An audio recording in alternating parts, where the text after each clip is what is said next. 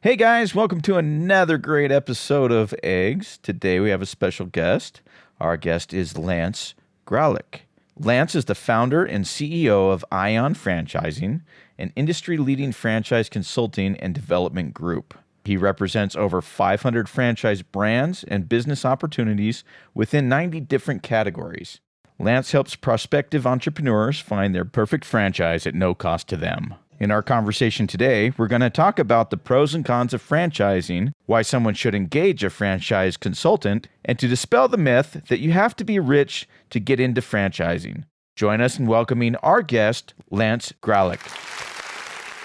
Hey, Lance, how are you? Thanks for doing the show, man. We are really grateful for your time and willingness to come on board and do the show with us today. We're grateful to meet you and glad to talk to you. Thanks, Ryan. Thank you very much for having me, and Mike as well. I'm glad to be here. Well, I'm actually excited about the topic. We haven't had anyone that's covered any type of franchising before, so it's something that I've always thought about but never really kind of done any research on. So I'm excited to have you as a guest. It's always good to be first. Yeah, I think it's a really interesting topic. This is something that I've thought about over the many years. I've thought about getting into different franchises and things like that, but I don't understand the process at all. And so I think that this will be really great. So Lance, as we mentioned at the top, is Lance Graulik. He's the founder and CEO of Ion Franchising. And basically they're a franchise consulting and development organization that helps people get into franchises.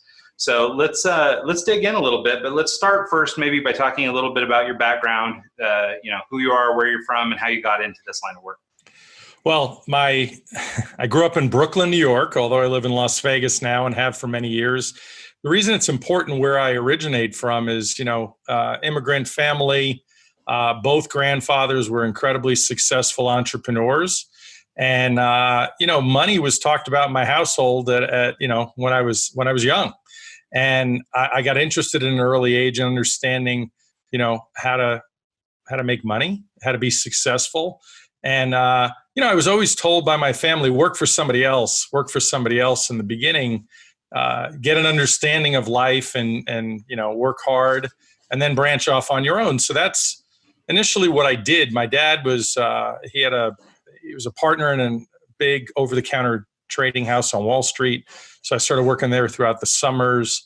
And then when I got out of college, I thought for sure I was going to work for Dad. And I changed gears real quickly, abruptly, because working in New York City, working in the trading room, while there was some level of excitement, I was still bored. I needed some people interaction. So, I'm young. New York's crazy. I've been here my whole life, although most people love to go to New York. I said, let me try something different. And I got a call from a pseudo uncle, a good friend of the family, who made his money in one business and decided he was going to build a big restaurant franchise. So he recruited me through my uncle. Hey, come work for me at this TGI Fridays franchise. We're going to buy 4 TGI Fridays. And I heard you worked in bars and restaurants throughout college, and which, by the way, a little side story that I think is important. My family education was very important. There was no option of whether I was going to college or not. It was, you are going to college. You are going to get a degree, preferably in business or medicine. My brother became a doctor. My sister's a teacher. She's got her master's. Which my mom was a school principal. So that fit and that was approved.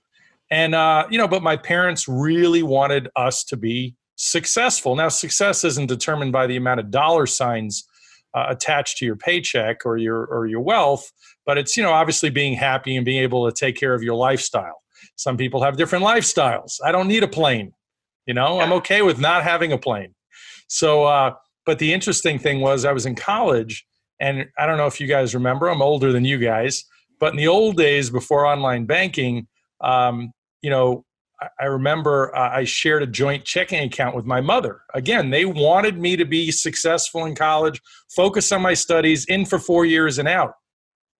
And my mom looked at my checking account or listened to it over the phone, whatever they did in the old days, and found there was more money than she thought. So she calls me and she goes, "Why are you putting money in your bank account? How is that even possible? You have so much more money." I said, "Ma, I got a job." And she goes, "You can't get a job."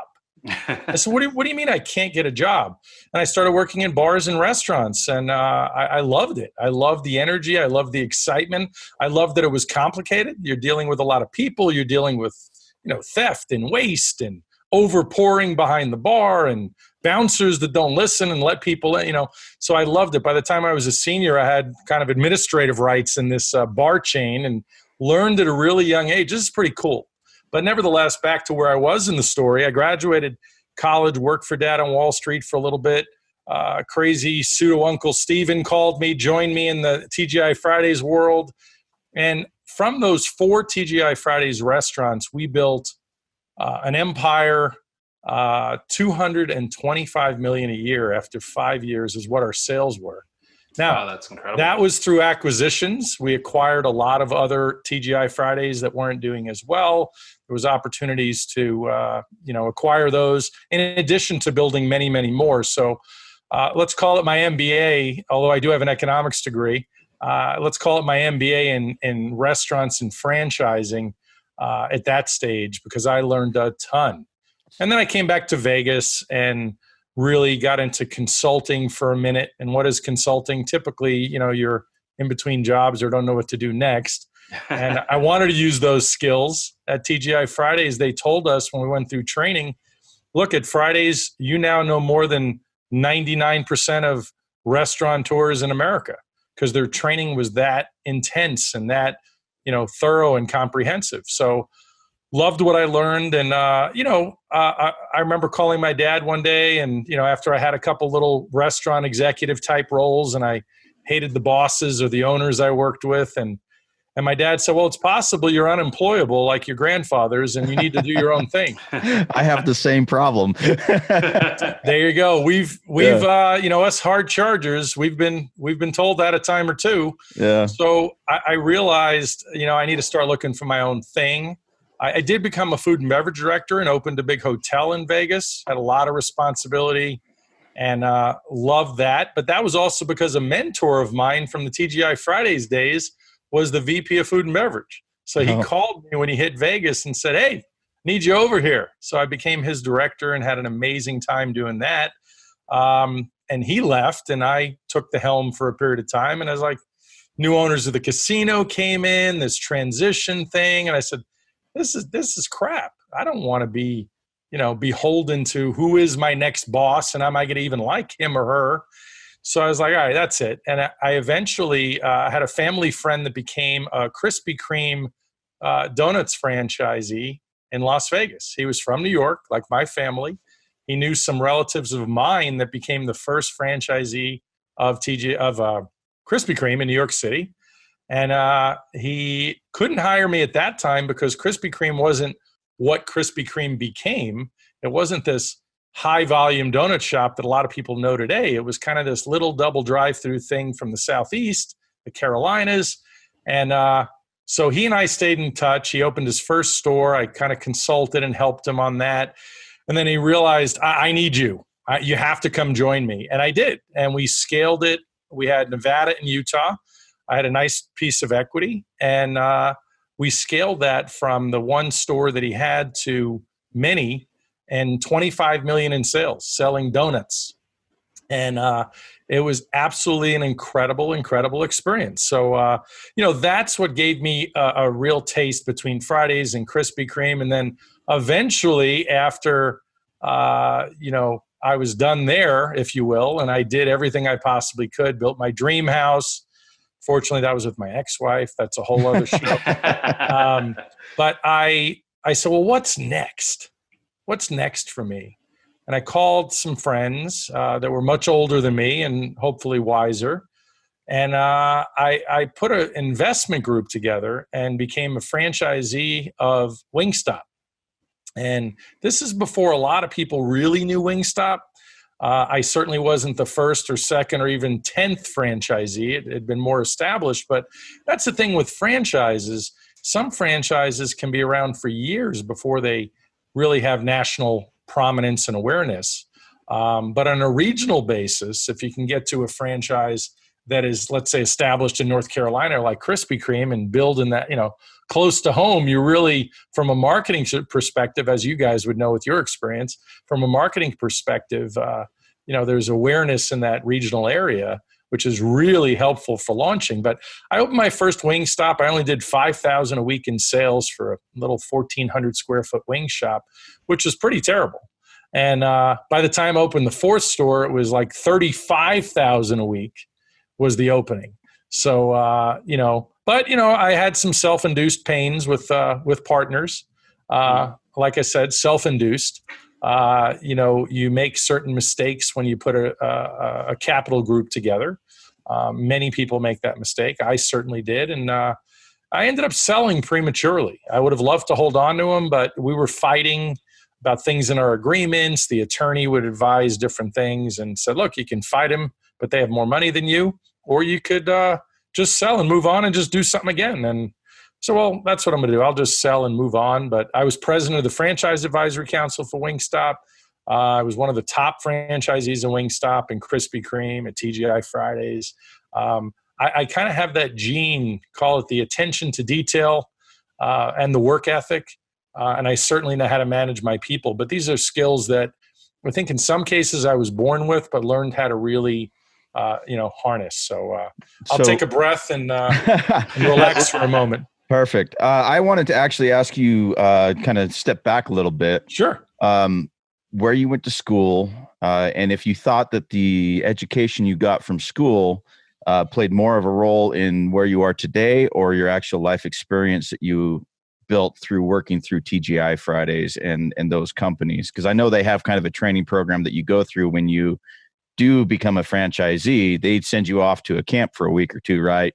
And then train you how to run the business and train you how to manage everything. So do you think your education played more of a role, or their training played more of a role in your I can certainly tell you that I believe there's always a place for education, but it has to be something you're focused on. I remember in college, my life was, and still is, I love everything business related, whether it's marketing, whether it's management, whether it's organizational development and design. Everything business is me. Accounting was in my initial major. And then I said, well, wait a second. That's a little too much in the numbers here. I love it, but I'm not going to focus on this my entire life. I could hire a CPA. So the shorter answer is I think my education absolutely helped. I did have some great professors that did have some good real life experience that I really learned from. There were many classes I took, probably more than half, that do nothing for me. They were essentially worthless. They were electives maybe I had to take, or, whatever. But I can tell you at TGI Fridays specifically, their training program was incredible, as I mentioned. And basically what you had to do was go through, as a manager, it was really a 6-month training program. 6 months. But they were smart. They used common sense. They took into account, like I had bartended in college. So they took those skills, kind of confirmed what I did know and didn't, and filled in the blanks. So instead of spending a month behind the bar in TGI Fridays bartender training, it was a week. Yeah. So I shortcutted. I think my entire management training at TGI Fridays was probably 2.5 months. It was just under 3 months. So I cut quite a bit out. But look, I know today there's a lot of people that are down on traditional college. It is certainly not necessary. What I worry about is people that are more lazy than anything, not so much ambitious, that say, well, I don't really need college. I've actually heard people say to me, I really want to be a doctor, but I don't want to go to college for 8 years. And if you and I, Mike and Ryan, surveyed these people 8 years after they said that and what they were doing, I guarantee you it's generally not something productive. And they could have found the 8 years to go to college and figure it out. Yeah. Yeah, no, I think that's true. And it is controversial, this topic of education and how important it is. You weigh out the debts we accrue versus the money we'll make and all that kind of stuff. And so, but I do think for, certain careers, and also to your point, just sort of about ambition in general, some of your career or some of your life, or the reason for college, is a little bit of just hoop jumping, kind of showing that you have the dexterity to do it. Absolutely. And, for, I think so many people too, you're right, do just sort of discount education by just saying, well, it's not for me. I don't want to do it. But it's not because they have some other grand plan. Right. Most people that you see, or at least many of them that you see that have gone on to be successful without college, typically started college, but their ambition outgrew their education. So they split and moved on to something Absolutely. else. They don't So typically true. just not start. So. Absolutely true. So, franchising, can you give us kind of a brief overview of what it is, how people become involved in it? There's usually a buy-in. How many brands do you represent, and what does your business do in the process? Are you just a consultant, or do you make the connections for people? So it's an interesting process, and as Ryan mentioned earlier, there are in fact so many misconceptions, and I'm glad you hit right on it, Ryan, earlier. So many misconceptions about franchising, and I think part of that is because when people think of franchising, what do they typically think of? McDonald's. They think of the big, really expensive restaurant franchises, and there's plenty of those. So over the years, as I got in and out of my franchise businesses, I had quite a few consulting gigs where I get paid quite a bit of money and get put on retainer to help brands on their operations, in addition to training, anything that it takes that I can see. And I always ask my clients permission, and I did in those days.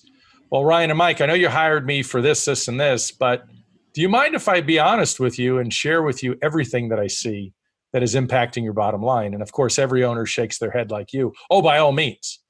And, in some cases, they could have a brother or sister or wife or daughter that's running a big significant piece of the business that could be hampering the business, which is why I also asked that. You see that a lot in mom and pops and franchise businesses. So I started mentoring franchisors, young emerging brands.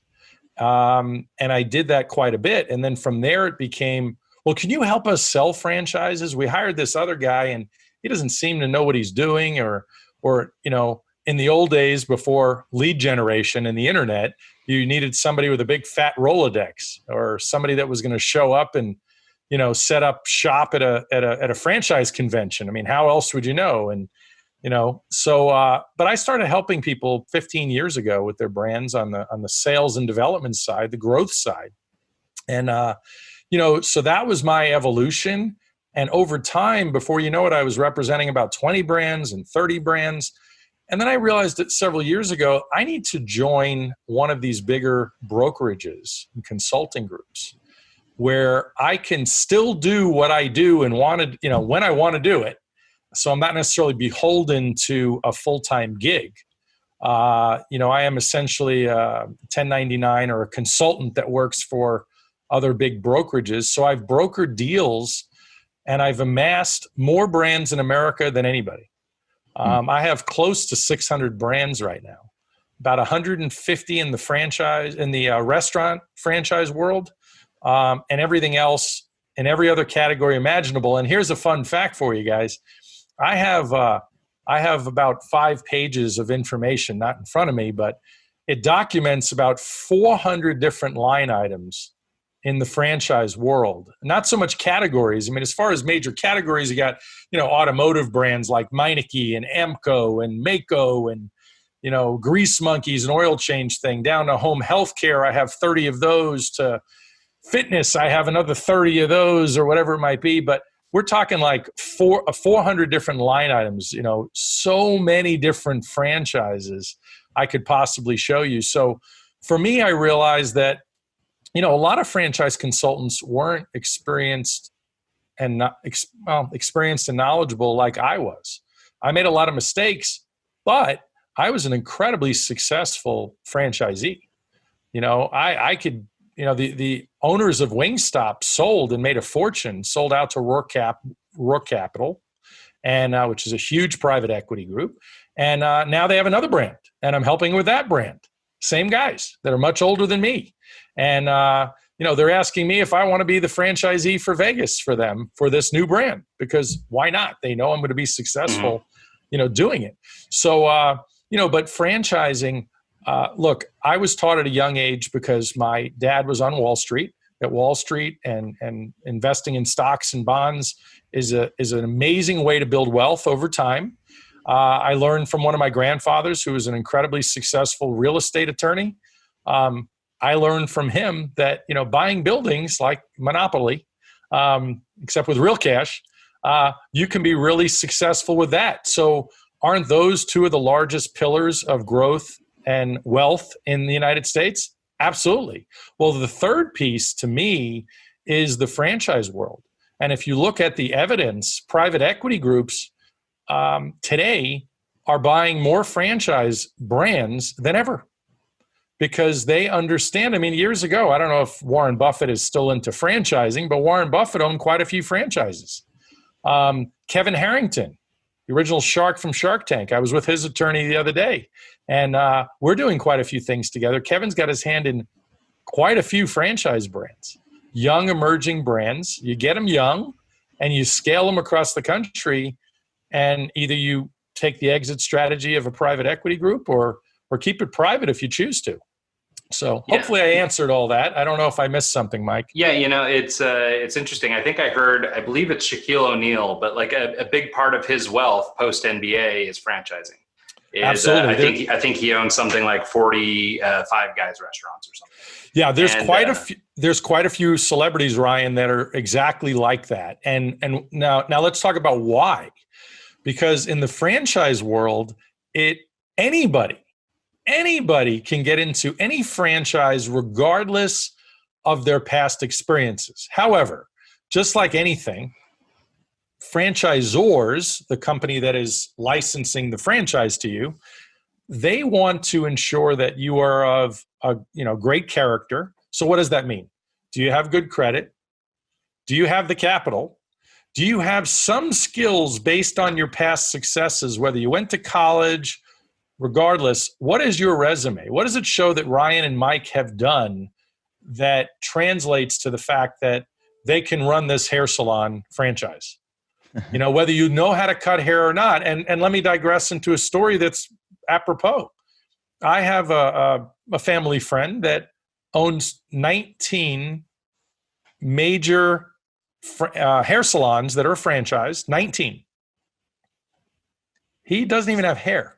He's never cut hair a day in his life. So I want to actually ask you about that because, the Shaquille O'Neals that have 45 guys and your family member who's never cut hair, how involved do you have to be in the actual day-to-day operations of a franchise if you just are doing it as an investment but don't necessarily want to get into the auto part industry yourself? Right. I mean, isn't that counterintuitive? Don't you want to be hands-on and working it full-time? I'm sure initially you kind of have to, but is there a way to approach a franchise as a hands-off investment? Absolutely. And that is the beauty of franchising today more than ever. When technology really got big, first of all, there were a lot of new brands that came out or scaled quicker because now they have technology on their side. Things like local SEO that didn't exist before. Local SEO was what before? The Yellow Pages. Yeah.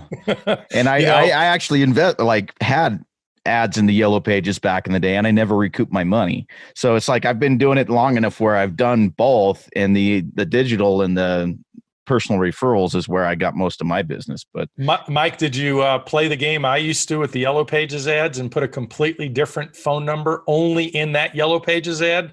So you knew if people called you, got it from that ad.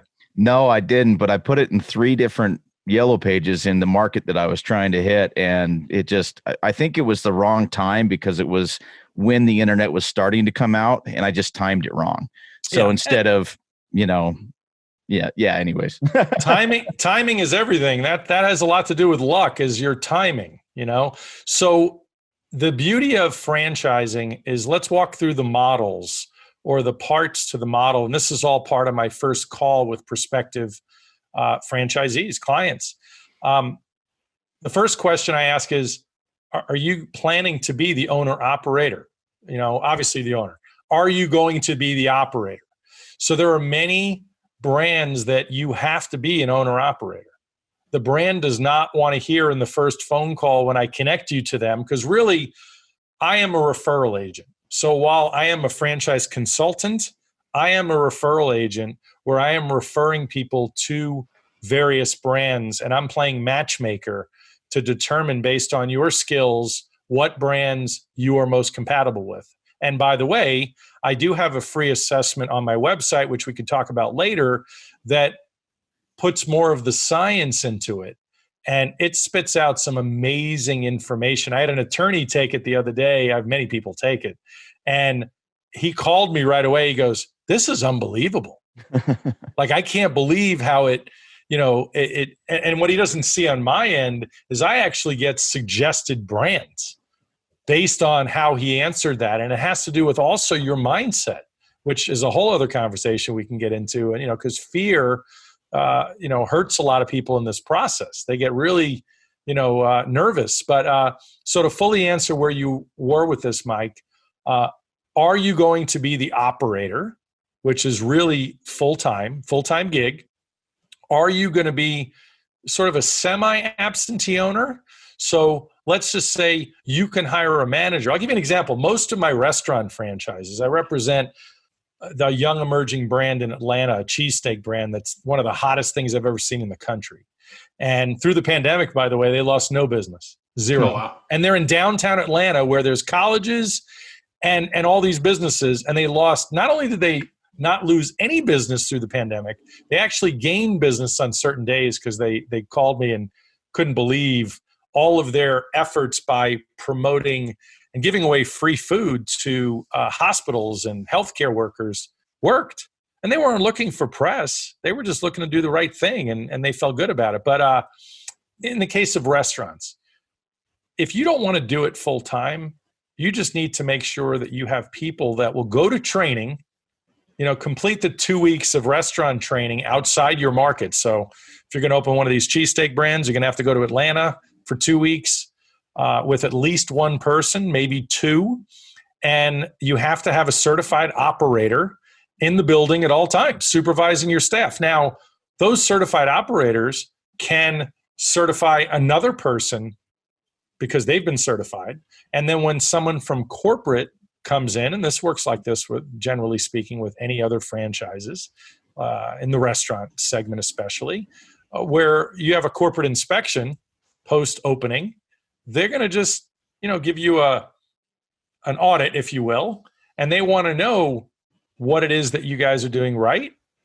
Sadly, catch you doing things wrong, but they want you to improve and not have bad customer experiences, serve the food the exact way that you were taught. And if your staff is doing all that, what do you think they do? They leave you alone. Yeah. Keep doing more of that, and, so it's, you can be an owner-operator, a semi-absentee owner, but then you have the executive level or the fully absentee type owner. We have brands that you can be 100% an absentee owner. We have salons. We have restaurants. We have a restaurant chain that's doing incredibly well, and they created a new program called the Sherpa program, which gives you an expert that they've trained and certified that will run your restaurant for you. And you really pay a management fee for them to do that, but you don't have to worry about it. Now, at some point, your life changes where you want to be in your restaurant full time and take the reins. You can do that. I think it's a commitment of 6 months at a time, exactly, is what they're doing for the Sherpa that will run your restaurant and all that. So it just really depends. It depends on what you're looking for.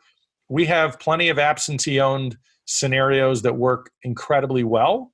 And a lot of people forget about the financial ramifications of having a business. When people are used to being a W-2 employee and making, let's say, $75,000 a year, and they end up owning their own business, what do you think the conversation's like? Well, I need to replace my $75,000 a year.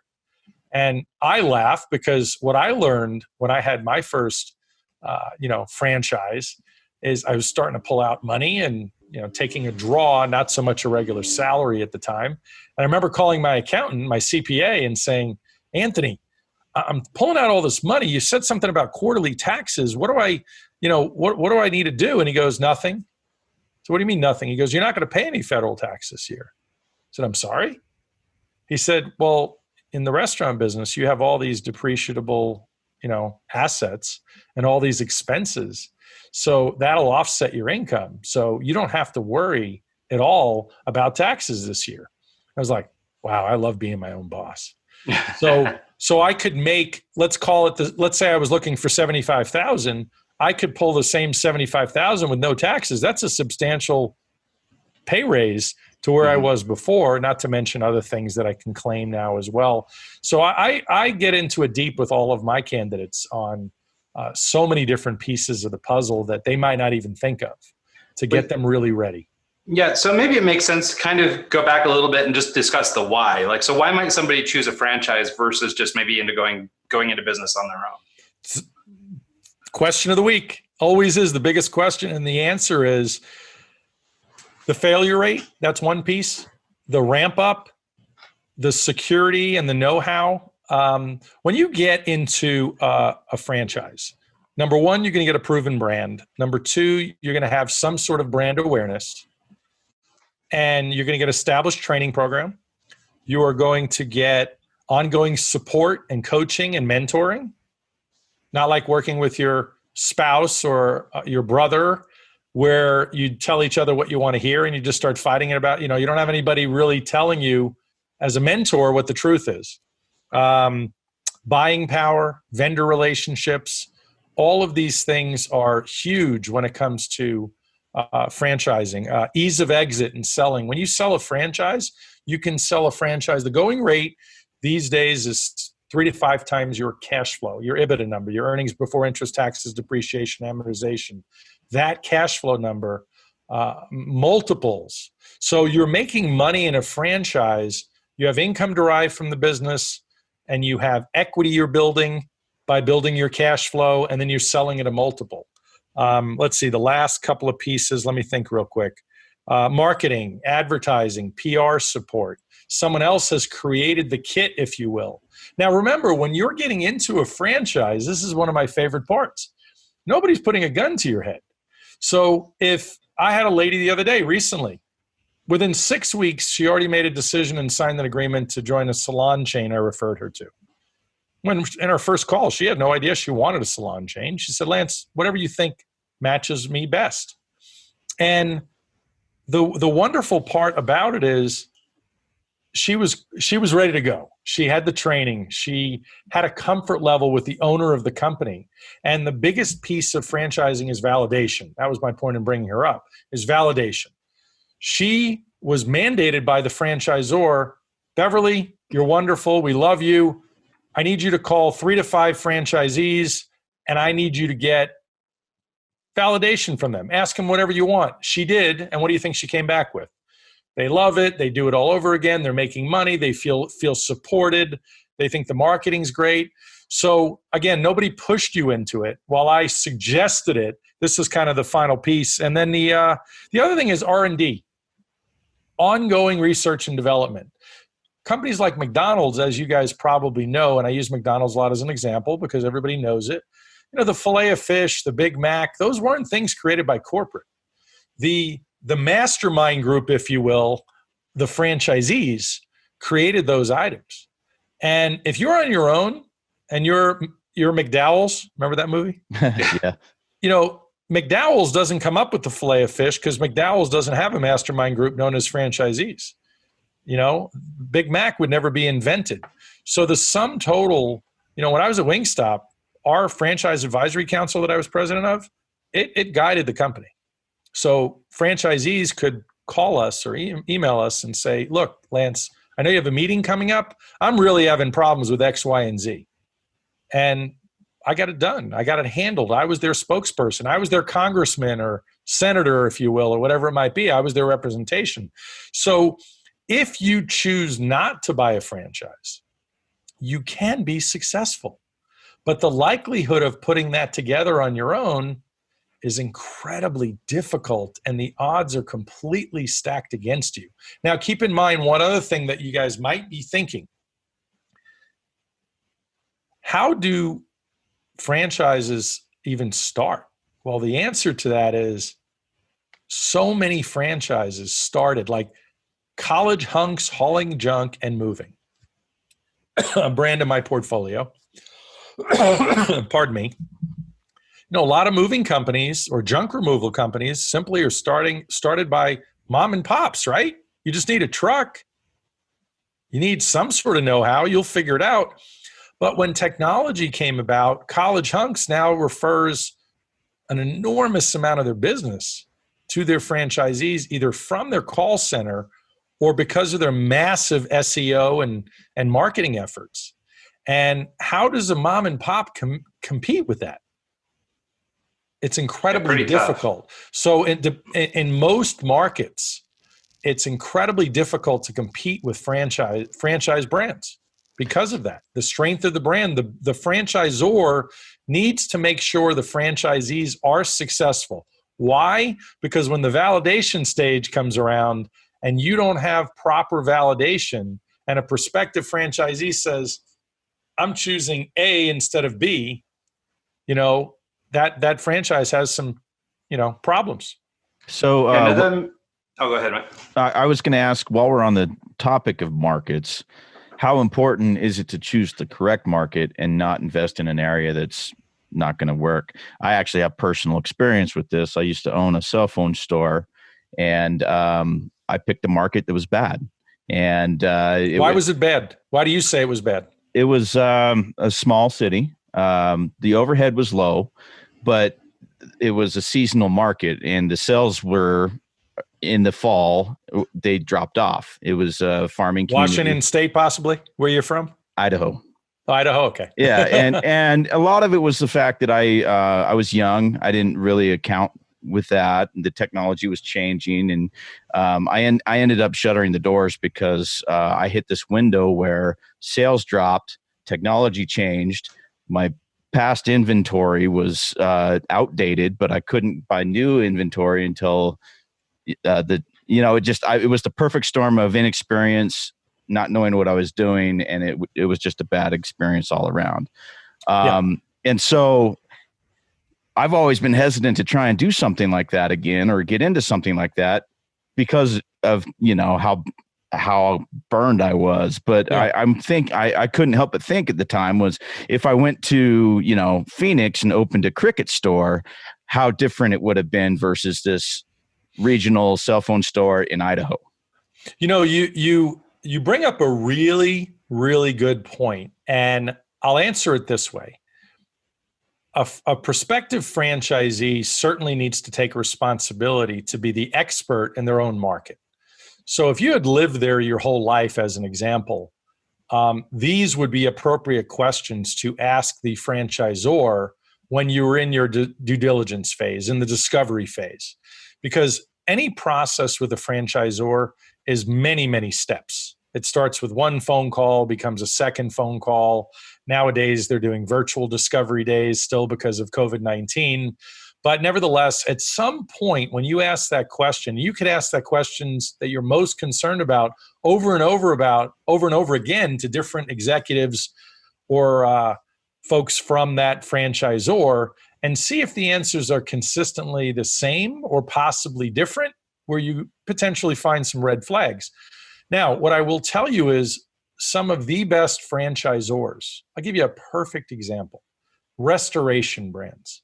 They come to mind because their due diligence is pretty hefty. So I'll give you an example. I have a restoration brand. Now, restoration, if there is a flood or a fire or mold remediation, or there was a hurricane or storm damage, whatever it might be, that's what these restoration brands do. You've seen their trucks everywhere, but you can imagine they're more prevalent in certain markets than others. Vegas, we don't have a lot of floods. We don't have a lot of that. So certain brands I represent are not interested in coming to Vegas at all.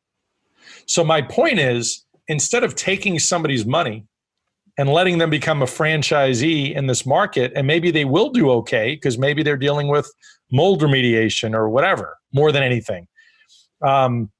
Or fire damage. Somebody has a fire. Maybe they become the number one in fire damage. there are some brands that have the utmost of integrity and will not let you open in certain markets, or based on population. Maybe the population's too low. But on the flip side of that, I have restaurant brands that don't want to go after the big markets where the big boys play. They don't want to go to LA and New York and Chicago. They want to go to, or Phoenix. They want to go to like Oklahoma. They want to go to, Idaho. They don't even necessarily want to go to Salt Lake yet, but they want to be in secondary markets. Why? The rents are typically lower. There's usually fewer restaurants per capita because some of the big chains maybe haven't infiltrated as of yet. So the long answer to your question, though, Mike, is simply you got to find the right brand and you got to ask great questions. The best brands will not take you on if they even think that you're going to fail. And let me give you a stock market analogy to exactly what we're talking about. My dad's license plate was blue chip. Blue chip stocks are the best stocks out there. Johnson and Johnson, and all the big players, IBM, and all these big companies, and those are blue chip stocks.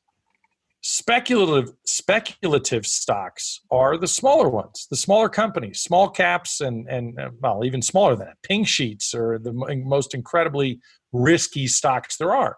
Well, in franchising, it's the same. There are the blue chip brands that you can invest in. One blue chip brand that I represent comes to mind, Fast Signs. Fast Signs is one of the most successful, well-known brands there is. I have many others just like that. And then there's other brands. Maybe there's another company that has one or two locations. That's still speculative and emerging. Nothing guarantees your success because you're operating this. You're choosing to follow their model or not follow their model. And even if a single unit, my cheesesteak brand in downtown Atlanta, they have one location, but they've been around for a long time. They had a previous location they didn't like anymore, but it was still successful. But they've been around like 5 years. And their Instagram is verified. 200,000 followers on their Instagram for a single unit. 7 million people that follow their posts. So I've had people ask me, but they're only one. How are they going to find out about it? Well, we just did a Instagram post, weeks ago for a new location coming to Florida. They had 18,000 likes within 3 days for the Florida location. You think anybody will find you? So these are the distinct differences when you're looking at a small emerging brand like I just described or a blue chip brand. Nevertheless, the questions are still similar for you to have your comfort level. At the end of the day, mindset is everything in this process. I have some people, I had an anesthesiologist, very successful doctor referred to me, called me the other day. Do you know what he said to me within this conversation? He said, yeah, my wife, who's also a doctor, said that I should not waste my time because I will never be a good business owner. Wow. That was his wife. Yeah. And, that's what some people are working with, so to speak. If you have people closest to you that are negative, and a lot of us do, most of us do. Oh, you shouldn't do that. Why would you waste your time? You don't even get up early in the morning. You can't do that. Well, that's what we have to deal with. So mindset is the first thing that I tackle, but that's besides the point. Yeah, no, I think that's actually a great little bit of advice. So one of the things I want to talk about that sort of maybe dovetails into this conversation that we've just had, sort of given Mike's experience and, versus the blue chip type experience. Because obviously for most franchises or any franchise worth their salt, they're not looking to fail. So they're trying to do what they can to make sure they're successful. Do you have to be a rich guy to get into this though? It sounds like we're discussing a spectrum of things, so you've got McDonald's maybe on the high end, but there's probably lots of little unheard of, unnamed kind of things. Let me give maybe you could be a little cheaper. Yeah. Let me give you two examples that come to mind that I have tons. The very first franchisee of Wingstop didn't have a lot of money. Remember what I just said, the first franchisee of Wingstop, number one. And he just fell in love with the brand and he didn't have a lot of money. And within X period of time, I think it was 7-8 months, he was going to go out of business. If he didn't get any more money, he was out of money. And remember, there's a lot of, you've seen those memes of the guy digging, like mining for gold. and he's doing it for however many years. His beard grows, longer and longer and longer. And then finally what happens? He stops mining. He stops digging. And what do you see in the meme? He was literally a centimeter away, probably 2 more strikes with the pickaxe, and there was gold right there. And there's no difference in any business, including franchises. You have to be well capitalized. Well, this Wingstop franchisee wasn't, and as many of us weren't. And he ended up getting a loan from the original owner of Wingstop, an emergency loan from him. And you know what that guy's doing right now today? That was it. That's all he needed. And now he's got, 30 plus stores. Oh, wow. He could sell them all and probably make $10 million easy. From that start. And he didn't start with much. So I have other brands. I have many brands today that are under $100,000. I have many brands that are probably under $80,000. The SBA, the Small Business Administration, will lend typically, as long as you have a 25% down payment, they will lend you the rest. All you need is a 680 credit score. Now, if you don't have that, there's plenty of people that dip into a retirement account. One of the most common things that people don't even know, and it's been on the books for years with the IRS, is ROBS, which is an acronym for Rollover Business Loan. Forgot what the S is actually, but it's a rollover business loan, and you're pulling money out of your retirement account for the purposes of using it for a business. It has to be approved by an intermediary, and we don't have to get into that right now. I do have a podcast with the CPA, and we're going through all of that. And you put it back as you can put it back. You just borrowed it from yourself. So there's a lot of sources. I have families that pool their money. But how hard is it for most people with desire to get $80,000? Is it that difficult? Home equity. If you get really resourceful, you could probably find it. That's exactly right. Now, there's a lot of people I actually argue with, and I have no problem making enemies to help somebody. and there are people I argue with, and I say, you know what, Ryan or Mike, you guys are not ready for a restaurant. Restaurants are capital intense. Anything you're talking about, you need $300,000. But I hear it in your voice, and I can tell in your actions you've taken over the years that you really want to be your own boss. I get it. What I would suggest is either this brand, A, B, or C. They're all under $100,000. You start with them. You do well with them. You save your money. And after a couple of years, you could probably leverage the assets of that business to get into something else, either sell that business or keep it. And, there are many different opportunities and ways to do that. But let me tell you a story. We have a crime scene cleanup franchise in our portfolio. And as I mentioned, LA and Phoenix. But believe it or not, it's truly any market. And this was the crime scene cleanup was simply all mom and pops for years. It wasn't corporate, if you will. Mm-hmm. And there was a young guy that ended up cleaning up a house for a church member. The pastor asked him to go help, and this brand was founded. He founded the brand as a result of this. And he realized through franchising, he can be incredibly successful. And he's a very wealthy guy today because he sold a majority of his company to a private equity group. But my point is that brand today is $83,000 is the entire package to start. And it's essentially home-based. You do have to be an owner-operator. They don't want investors. And there was a guy that sold his crime scene cleanup franchise that he paid $83,000 for well over $1 million. You heard me, well over $1 million. And we're not talking about waiting a lifetime of investing, $40 a month, for 40 years or whatever the number is these days. I've seen all those charts through my dad. So, and there's nothing wrong with that. It's great to put your money away, but there are so many ways in franchising. I have another group that it's 65,000 home based. It's perfect through the pandemic because they call themselves vendor watchdogs. They help small and medium sized business reduce their expenses on things like credit card processing or courier service or trash or recycling. And there are people in their documentation, Now, keep in mind in franchising, we didn't cover this yet, but there's 23 items in a franchise disclosure document. So if you're exploring franchises, whatever franchise you're exploring, at some point in the process, when you're serious and they're serious about you, you will receive a franchise disclosure document from the brand that has 23 items. Item 19 is what's called the financial representations segment, or the earnings claim. It's not mandatory that you have to claim anything.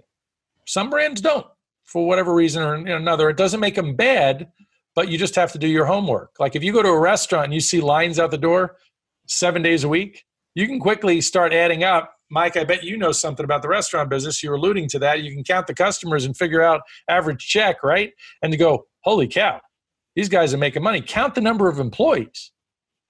Holy cow, they got 10 employees working. Oh, these guys are making money. But there's a lot of other ways that we could talk about on how you decide. But in a brand that has a thorough item 19, like I have a staffing company that'll tell you it's 150,000 to start. Typically, there's a range, but 150,000 average. You get a little office after you pay your franchise fee, and then 150,000 total to start. After 2 years, you should be doing $2 million a year in sales. After 5 years, you should be doing $6 million as you continue to build your business. So that is a healthy and clean and wonderful item 19. If that is the business you choose to get into, you should be able to feel pretty safe. And during the validation process with other franchisees, you just get confirmation that those numbers are real and they're happening. So hopefully, and that I guess is where somebody like you, a franchise consultant, would come in, right? Is to sort of help mitigate some of that risk. So, I mean, I assume you're not representing companies that have a crappy line item. I don't represent any companies that I think are crappy, but beauty is also in the eye of the beholder. I'll give you a perfect example. I have quite a few IV infusion, IV nutrition type brands. Wellness is huge today. And I had a nurse in New York that's looking at one of the brands. But I said, you know what, Heidi? I would suggest you and your partner check out all 3 brands that I have and compare and contrast. Because one brand has an incredibly solid leadership team and the others don't. The others don't have a deep team. They're a solid team, but they're not a deep team. So I think once you weigh all of these things, what are their number of locations that they have open? What does their menu look like? You're a nurse, Heidi. You know what you're looking for in a menu of offerings for these IV bags. Balance it all out. And I'm not exaggerating. Heidi and I probably talk 5 days a week as she's going through the process because she's processing all of this. And as you could imagine, this is like drinking out of a fire hose for some people. But I'm free. My services are free for people looking for franchises. So they pay me absolutely nothing. So the advantage of me, choose me, or you ready for the or? Middle of the night, you're stressed out, you hate your boss, and you roll over to your laptop or your phone or whatever's closest to you. And what do? You search, be your own boss. And these franchise portals pop up and a franchise salon comes up because it's only 150,000. You get excited and you put your information in, and then something else pops up. You put your information in. Before you know it, you have 10 different companies trying to track you down, and you're annoyed and you stop looking at your phone, or you stop, you're no longer interested and you shelve the whole idea for 6 months. They're just salesmen. They're just sharks. Well, I'm not a salesman. I don't sell anything. I just want to help people. And I have great testimonials to that point that I barely even ask for these days anymore. But I have plenty that say, oh my God, I worked with all these salesmen before. Lance just wants to help me find the right thing that's best for me. I mean, I purposely told people, no, Ryan, that is not going to be good for you. I would not do that. It's always more difficult when you have spouses involved because you got to get everybody on the same page and there's some compromise involved. So sorry, Ryan, what were you going to say? Oh, no, I was going to say, I mean, it makes sense what you're saying. And I mean, for me, like I'm a person who's, at least to some degree, I mean, I'm very entrepreneurial, but I'm also sort of risk averse. Like I'm not into being too risky with the things I'm doing. So I sometimes move a little bit slow. And so for me, engaging with somebody like you, who's a consultant, who can sort of just strip away some of the layers of things that might, appear too risky for me, I think could be really valuable. So it makes perfect sense to me to use somebody like you. Keep in mind, it's such a harmless process that I put people through. The first call, I tell people it's 15 minutes. If they're asking a lot of questions and they're very engaged, like many people are, we go as long as necessary. I block out an hour for the 15-minute call just in case. If it's just matter of fact, like some people are, it doesn't mean it's going to be somebody that's not going to get into a franchise, but some people are they've done some homework already. It's a 15-minute call, period. I have them take the assessment. Some people don't want to take the free assessment, and that's okay for whatever unusual reason. And then I get on a follow-up call within 48 hours once I do a territory check based on the brands I think that are most suited. Now, whether people are either in one category or the other.